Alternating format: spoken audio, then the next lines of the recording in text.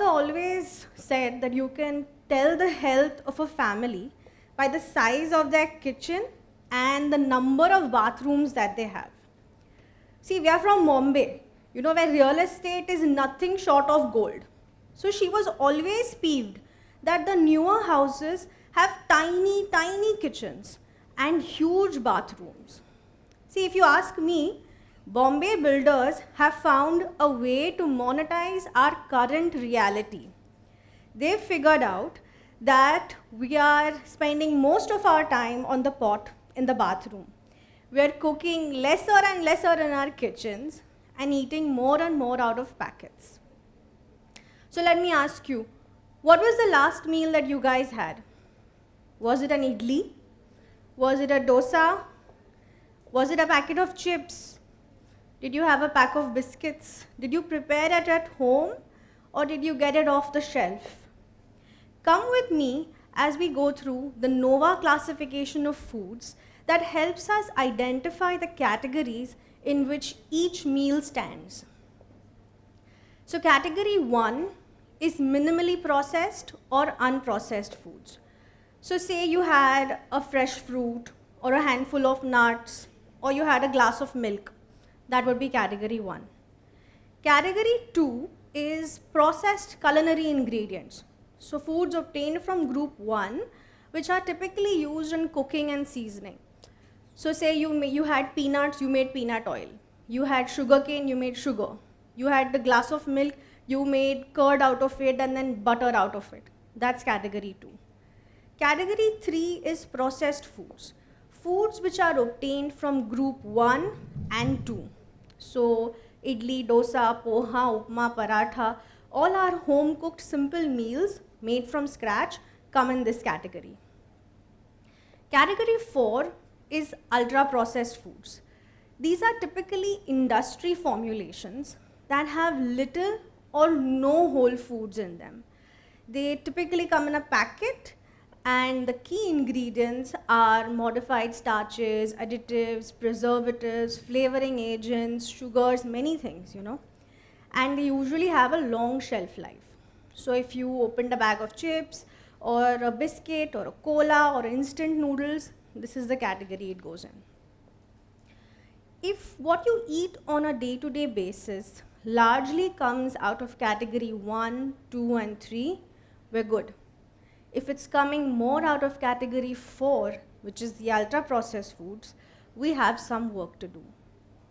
See, as humans, we pride ourselves on the ability to think, to feel, to analyze, to connect, even though we're not the only species to do so. But we are the only species that cook our food. Cooking was a game changer in our evolution. It allowed humankind to increase access to nutrients, to diversify food sources, and not just survive, but thrive in this environment. But today in the 21st century, we are forsaking this culinary art for ultra-processed foods. See, it may be cheap or even convenient in the short term, but in the long term, it's very expensive for the environment, for our climate, and surely for public and individual health. We all know that health is very important. We all want to be healthy and fit. What is the first thing that we do when we want to get healthy and fit? What's the most common thing you do? You go on a diet, right? The kind where it gets you to cut out any one food group like carbs or sugar or go hungry for long periods of time. Invariably, every diet trend that you go on gets you to eat more and more out of packets. Whether it's a high protein yogurt, whether it's a high fiber cookie, whether it's a low carb multigrain chips, you name it. And the role of plain simple home cooked meals, that's downsized. And say you're on this diet and your gut starts acting up or your sleep goes for a toss. Don't worry. Everything has a solution in a supplement. Your immunity is crashing, take curcumin pill. Your gut is going off, take a prebiotic. If your sleep is not getting better, take melatonin. Eventually, in the name of health, We are eating more food products and less foods. Let's look at some numbers. In the recent household consumption expenditure survey that the Indian government conducted in 23 to 24, what they found is the average household spending on cereals has come down to half since 1999. But the spending on ultra-processed foods has gone up by 353% in rural areas and 222% in urban areas. This is a clear shift in the way that we're eating. In 1988, average household budget had 8% allocated for packaged food spending. In 2019, they're spending 23% of their budget on packaged food. That's more than what we're spending on education. These numbers are testament to a new pattern where people across our country in rural and urban areas are eating more and more out of packets. You know, in 2006, the retail sales of the ultra-processed industry was $0.9 billion. See, if you ask me, this is also a very big number. But in 2019, this number jumped to $38 billion. That's a 40-fold increase. India is now the largest and fastest growing market for ultra-processed foods globally. It's not surprising, right? Then no matter where you travel in the country, whichever state you go to, you find the same packet of chips everywhere. Take the example of Himalaya. We have a diverse cuisine there, right from Kashmiri Wazwan to Himachali Dham, Gadwali Thali. But when you actually go to these villages, no matter how remote or inaccessible they are, you find the same packet of chips, the same instant noodles, the same can of cola. And what do you find next to it? A heap of plastic waste that disturbs the delicate ecology of these regions. It's heartbreaking, to say the least. But why does that affect you and me? Because there is a growing body of research and evidence linking ultra-processed foods to non-communicable diseases. Non-communicable diseases like obesity, diabetes, cancer, gut issues, even mental health issues. With every packet that we open, every can that we pop, slowly, unknowingly, we are trading our health bit by bit for micronutrient deficiencies. The kind that you get when you have enough to eat on your plate, but you still fall short on vitamins like B12, D, iron, folic acid, etc. These micronutrient deficiencies, they compound over a period of time and then lead to chronic illnesses, chronic non-communicable diseases, and a reduced quality of life. Of course, our individual action matters, but you should also know that this is a problem of a deliberately designed food environment. Product positioning, product marketing, advertisement, product availability, cost, these are very important factors that play a role in how ultra-processed foods replace our home-cooked meals and natural produce. Governments across the globe are exploring initiatives to tackle the menace of ultra-processed foods.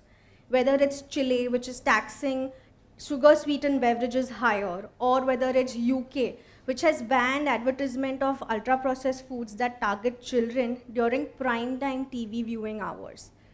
You know, across the globe, governments are looking for initiatives to tackle this menace, and they have proven to be successful. And these are the kind of policies that we must expect from our elected representatives as well.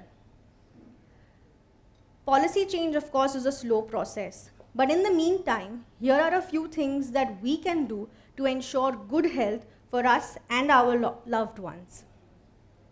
So number one, make home food great again. Eat more plain, simple, home-cooked meals and regulate ultra-processed food consumption. A good way to do this is the 80-20 rule. Let 80% of your meals in the week come from your kitchen made fresh, and 20% can be junk or fancy meals or outside meals. If you live in hostels or any such situations, Make a demand for better food, or get a dabba wala or a tiffin person to get you fresh meals, or at least stock up on homemade laddus, chivda, chakli, banana chips, dry fruits and nuts so your mid meals can be fresher. When you go back today, you look at how many ultra processed food items you're actually having in a single week. You count that number. You can use that NOVA classification that we discussed earlier to do so. And over the next 3 weeks, you try and get that number down to 50%. You will see an improvement not only physically, but also in your mental health. Number 2, date a guy or a girl who knows how to make at least one meal like dal rice. It goes a long way in ensuring gender-neutral kitchens where men pick up their load in the kitchen. See, having a partner who can make one meal at the end of the day goes a long way in ensuring that we can keep instant noodles, instant sauces, cans out of our kitchens.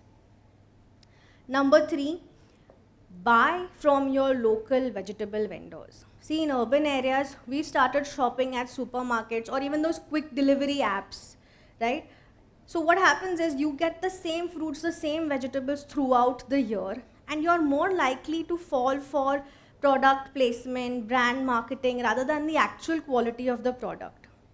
When you shop at your local vegetable vendor, you have access to the hyper local, the seasonal produce. You're adding to the local economy. In fact, most times they only tell you, take this fruit today. You know, it is in season, it is very good to taste. Don't take this vegetable today, it is going bad. It's one more person who is equally invested in your health. It's a rare connection that we must preserve in today's times. Number 4, say no to health washing. Know that no packaged food is healthy, even if it comes with a label like millets, not maida, baked, not fried, 0 sugar. Even if it comes with such labels, it's equally bad, because the problem with ultra processed food is not 1 or 2 ingredients. It is the additives, the processing, the preservatives that go into these foods. See, the changing the way we eat changes the way we connect with people. When during festivals, we do not come together to make our heritage recipes of our cuisine, and instead we replace them with factory-bought and mass-produced, store-bought chocolates and brownies, it's a collective loss for us all. Changing the way we eat changes the world that our children will inherit. See, all of us have one memory at least where we go to our grandparents' place or our relatives' place, and we learned how to cut an entire jackfruit open, shared it with our relatives, or we squeezed many mangoes to make lots of amras for everyone in the family, or at least we helped our grandparents make pickles, or we were sent multiple times to the terrace, go check if the papad is done or no. These memories are now being slowly replaced by more consumerism, more screen time, and more junk. So let's come together to reweave the fabric of our society, so we leave behind a legacy of good food and good health for our people and our planet. Thank you.